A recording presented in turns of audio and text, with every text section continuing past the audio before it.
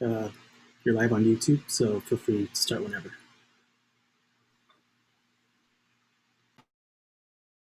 All right, let's give it a second. Hey, Nick. Hey, how are you? Good, how are you? I am splendid. I'm excited. All right.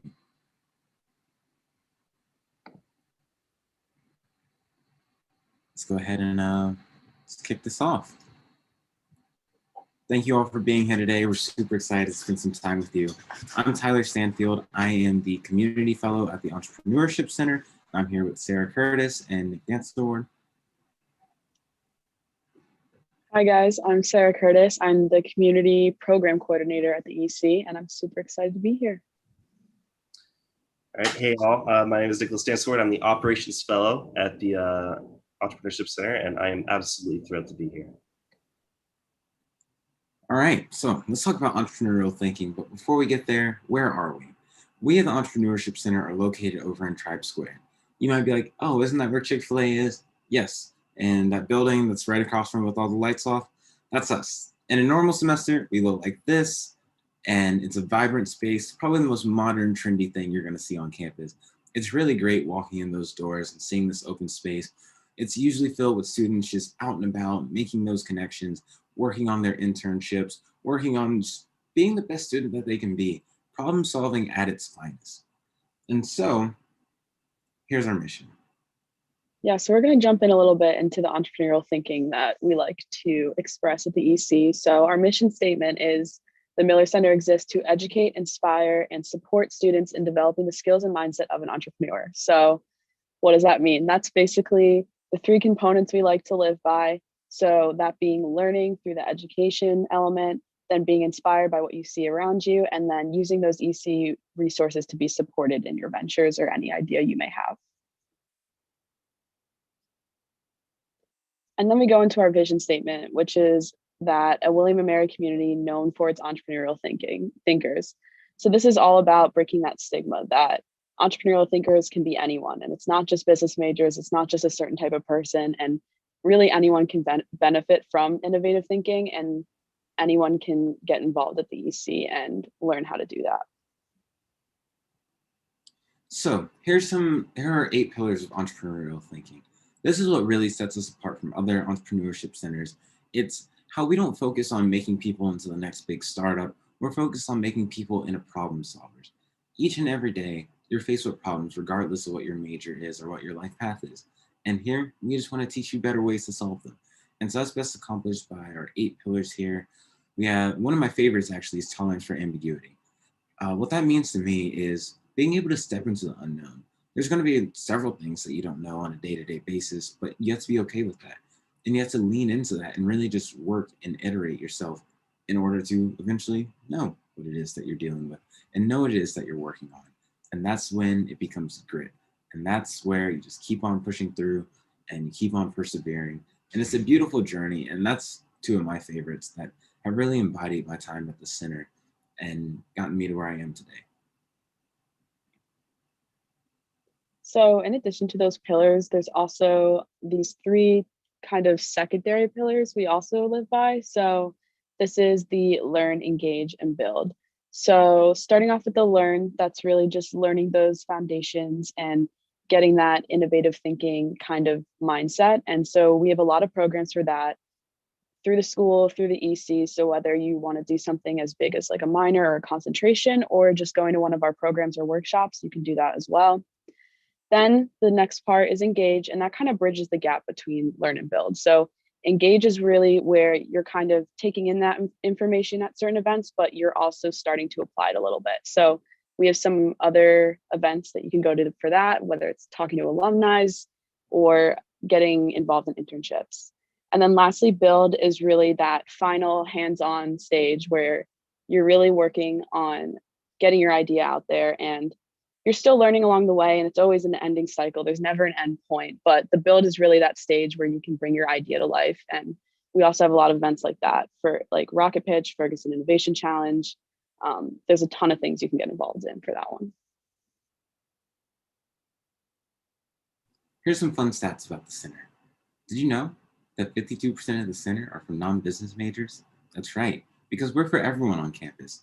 Entrepreneurship isn't a business thing. Entrepreneurship is simply a mindset. And as long as students come to us with a mindset that's willing to learn and engage and build, then they have a space here and they're free to call it their home as well. Additionally, our breakdown is 52% male and 48% female. And this is another way that we differentiate ourselves from other schools. This is intentional. It's no accident that we have a good balance of both. It's because we want inclusivity and we want to make sure that everyone feels like this is a space where they can be heard, where this is a space that their voice can be felt, and that everyone is equal in the center and we're all here just to learn about entrepreneurship while supporting each other. Also, as you can see here, this is our breakdown of our social class levels. There's a good bit of graduate students and seniors and juniors, but there's also some freshmen and sophomores, and that's perfectly all right. You're free to come here at whatever stage in your journey you're at. I mean, look at Sarah. She's a freshman. She's here working with us, bringing this panel to you all. So don't limit yourself. As long as you're willing to learn, there's a space for you here. So come on out regardless of your social class, and bring a friend if you're feeling nervous. Everyone here is welcome, and we're here just to make sure that the campus really understands entrepreneurship and gets equipped with that entrepreneurial mindset. So I want to take a moment to talk a little bit about Rocket Pitch, which is one of the events we hold, and it's every Fridays at 2 p.m. So basically, if you've ever heard of the show Shark Tank, it's similar to that, where you come on, pitch an idea, get feedback from a panel of judges. But the key aspect that we kind of stress with Rocket Pitch, that it's a 120-second pitch, so 2 minutes, and you have to cover the 4 pillars of problem, market, competition, and solution. And that way, condensing it into that quick, fast-paced pitch, you really get to hammer down those essential elements for your idea and really get tailored feedback to what you would need. And it's a really fun event. It's super chill. I'm the host of Rocket Pitch. It's a really great time. And if you want more information about it, you can check it out on our website. And yeah. So going back to those pillars a little bit, we wanted to zoom in a little bit on opportunity discovery, which is one of the pillars. So we're going to do a quick little exercise. So I'm going to start off just saying, grab like a piece of paper, anything you have next to you, even just think about it in your head. Sketch designs for the thing that holds flowers on a table. So with this question, most people would think of a vase. That's usually what comes to mind. So this is kind of the basic question, and everyone comes up with the same answer is what you'd notice basically. So alternatively, I want to ask, design a better way for people to enjoy flowers in their home. So as you may notice, there's a little more openness to this one, and there's kind of a backwards way of looking at the same question. Essentially, it's both a way to hold flowers, but the second way is kind of looking at that opportunity discovery and finding an opportunity where there may not always be one that you would normally see. So that's something we really like to stress, that sometimes you find a solution to an issue that you didn't even know was an issue. And it's all about thinking broader, more in that innovative way, and trying to find that backwards way to the same solution. On that same note, here's a quote by someone you may or may not know. If I had 60 minutes to solve a problem, I'd spend 55 minutes defining it and 5 minutes solving it. Albert Einstein. And the important takeaway here is what Sarah was just talking about. It's about the context that you see the problem through. If you see it as something that you've already solved and you just jump to the most available solution, then you're going to get the most available answer. But if you really take the time to think about what you're doing and why you're doing it and learning about the problem that you're really trying to solve, then you've already solved it when the time comes for you to solve it. And that's really the essence of being able to take problems and think of it in a new light. And that's something that we really encourage our students to think about here at the Entrepreneurship Center. So kind of going off of that, I want to zoom in on a little bit of a word of caution, which we like to call the trap of knowledge. And that's basically the idea of, usually throughout your life in school and whatever, as you grow up, you're taught to kind of use what you know and apply it to other things. And what we try to do with entrepreneurial thinking is not that knowledge isn't important, but it's important to learn how to look past that sometimes and really think outside of the box. So you always want to apply your knowledge and use what you know, but you also want to be open to other ideas and learning new things and hearing from others and not always sticking to that knowledge. So going off of that, don't just ask users what they want. They usually can't articulate much beyond incremental improvements over the existing. Use empathic research and design to identify the true needs that customers may not even be able to describe themselves. So this is still going off of that idea and kind of the exercise before, like asking the questions in a different way. If you explicitly ask someone what they need fixing, they may not always be able to articulately describe that. So you want to use that entrepreneurial thinking and use those pillars and really think outside of the box. And it's all about that idea of creating an issue that you may have not even known was an issue and finding that need. And those are usually the most successful ideas and products, are the things that people didn't know they need. And once they find out about it, they get really excited about it because it's something they do need. So, yeah. And on that note, there is so much more to learn about entrepreneurial thinking and getting a problem or getting an idea from an idea to a reality. And that's where we're going to have Nick take over and talk to you a lot more about that today. Thank you. All right. Thank you, Tyler. Appreciate that. All right, so we're going to talk a little bit about entrepreneurship in detail. And I think Sarah and Tyler both gave us a really awesome kind of preview of what entrepreneurship is, especially in an empathetic context. But more than that, I think I want to talk a little bit about not just how to generate the ideas and bring them to life in that empathetic context, but keep them alive in the process. And I think oftentimes, especially in the tech realm, we have this concept of entrepreneurship as requiring this vast amount of equity and capital and, becoming Elon Musk overnight. Oh, if I'm going to, invest in this, this huge new, app or, piece of tech, that I need millions of dollars in equity right off the bat. Somehow I need to get in contact with a VC or somebody who can provide me with this money. That's just not the case. Oftentimes, the most important steps in your journey as a founder are actually going to be the cheapest. The thing is that they actually require a lot of time, and I'll show you what that means. But before I start, just to clarify, we want to get a bit of idea of who I am. So as I mentioned before, I am the operations fellow at the Entrepreneurship Center, but I'm also the CEO and coach at Inhuman Fit LLC, which has two different value propositions. One's for universities, combines this study of physical fitness and mental health for students. And on the student side, provides them a way to practice mental toughness in the context of physical fitness. I'm also a two-time program coordinator at the Entrepreneurship Center, and I've run the Ferguson Innovation Challenge twice as well. Been involved with Army ROTC for quite some time, but also am pursuing a commission in the Marine Corps as an officer.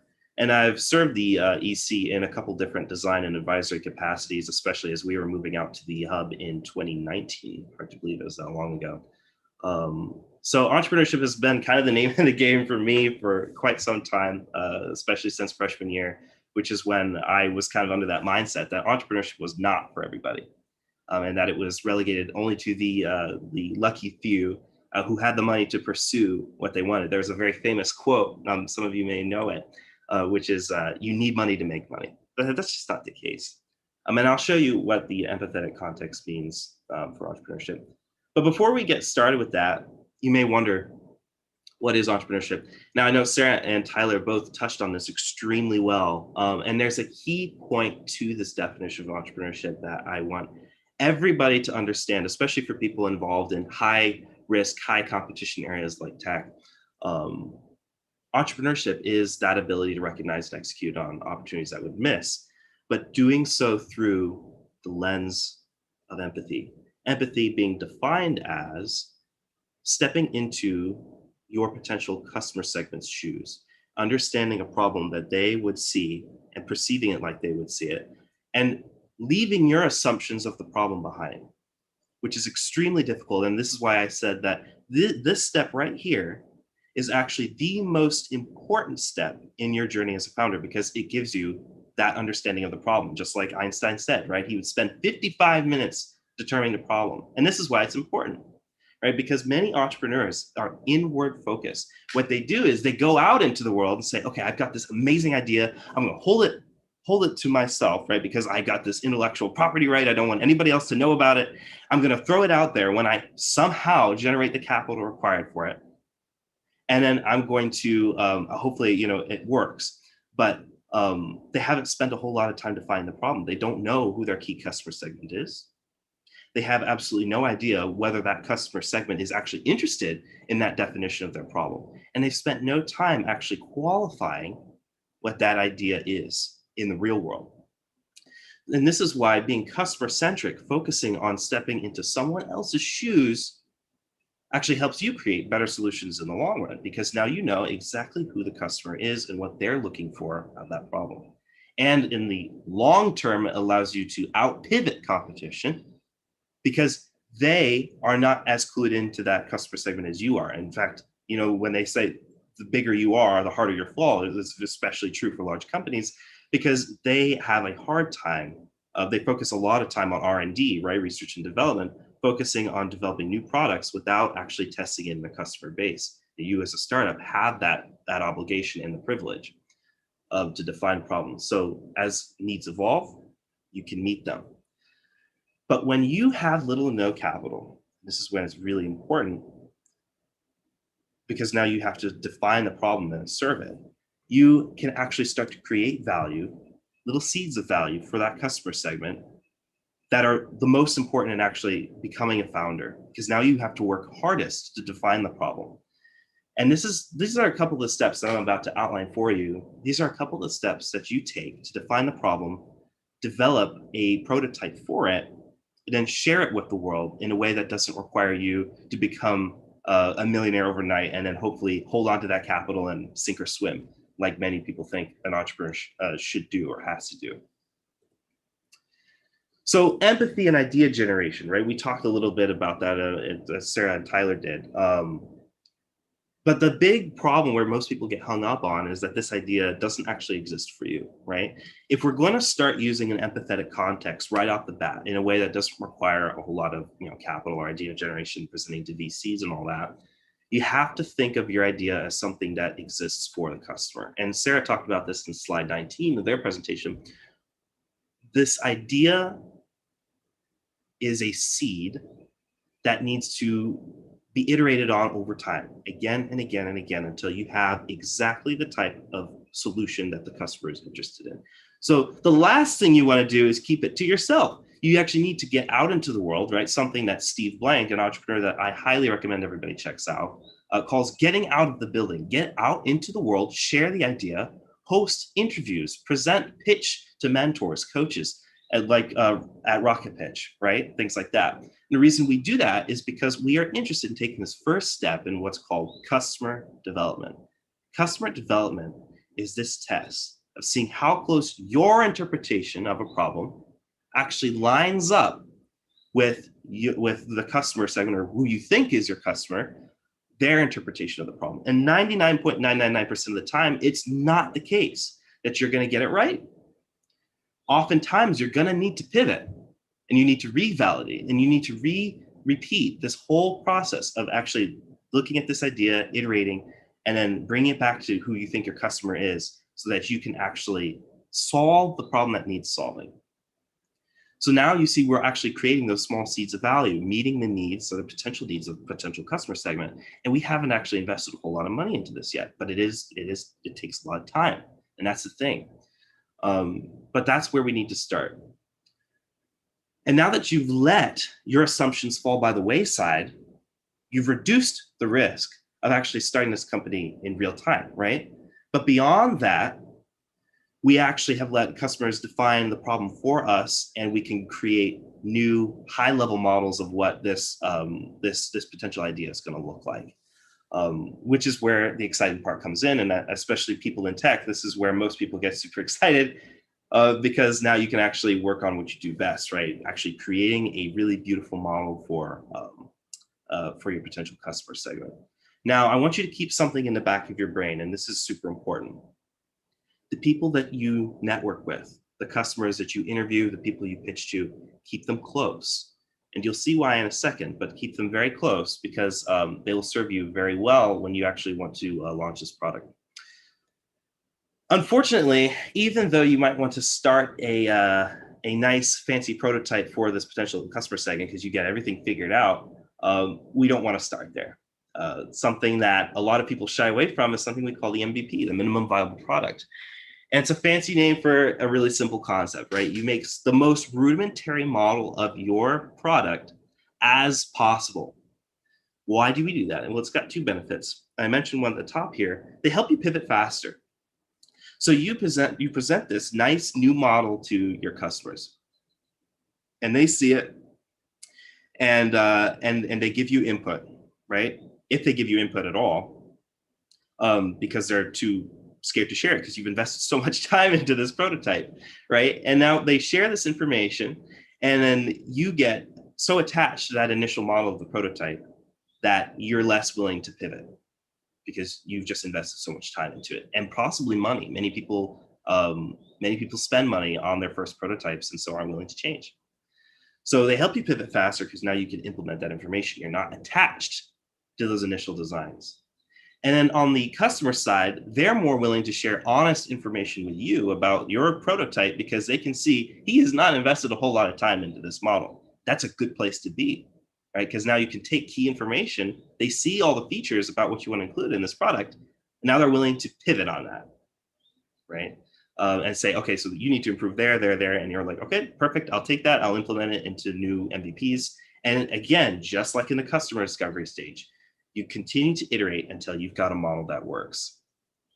And so this is why it's the most important step of the prototyping stage, because it doesn't require a whole lot of capital, but at the same time, you're actually able to get those key features that people want. And now you know what the value proposition is, and you're ready to create a final model that works.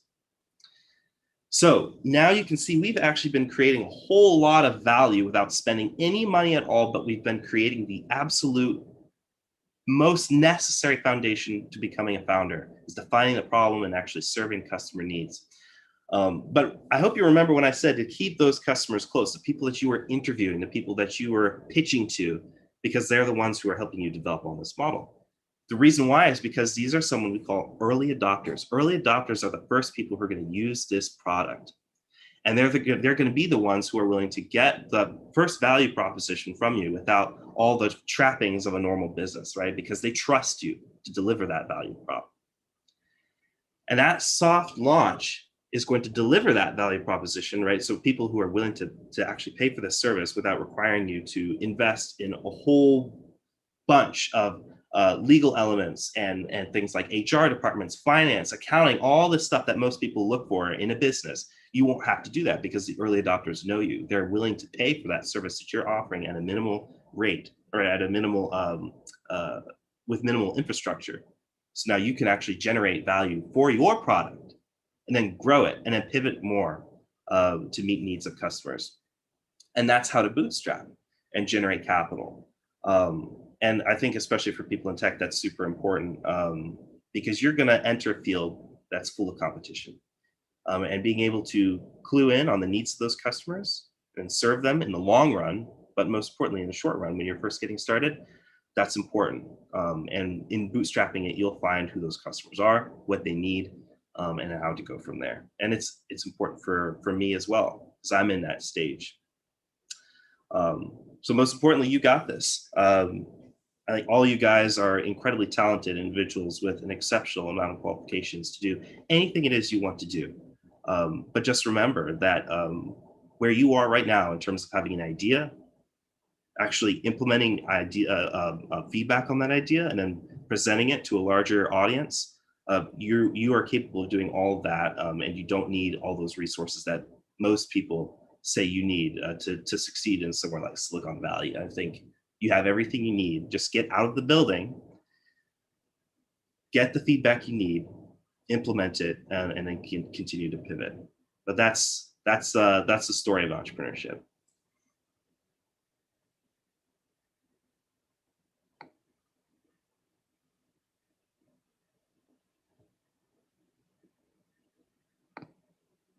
Okay, thank you for your time, Entrepreneur Center. Do you have any emails, addresses if someone wants to contact you?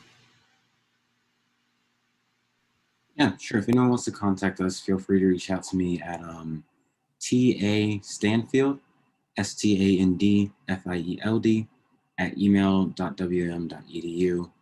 Or if you're in our Slack channel, just head to our website, get in our Slack, and send me a message, or send Sarah a message, or anyone on the team. We like talking to people, so. Yeah, for me, my email is kind of long, but it's just NJ, Anna is my last name, and then my last name, DANTZLERWARD @email.wm.edu. And then, like Tyler said, feel free to hit me up through Slack, through our website, or any of those other materials.